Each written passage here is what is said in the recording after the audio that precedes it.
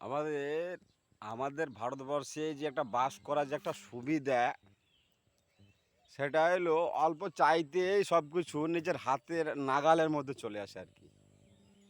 কথাটা হলো, এই দেখছেন আপনারা এই যে কচুর চাষ, এই যে একটা প্রকৃতি, এই যে এই যে আমি ঘাস কাটছি, আমার সাইকেল,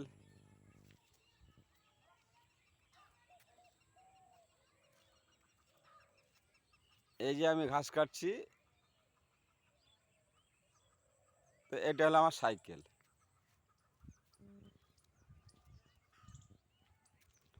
দিব ছেড়েই তো এটা হলো এটা হলো আমাদের ধানের জমি। এটা আমার না, তবে আমাদের গ্রামেরই, মানে এই যে এটা আমাদের, এই যে আমাদের গ্রামের রাস্তা, প্রকৃত আমরা গ্রামের মধ্যে ঘোরাফেরা করি, আমাদের গ্রামের কাছে এলে আমাদের জমি। তো ধানের যে পরিস্থিতি আপনি দেখাবো,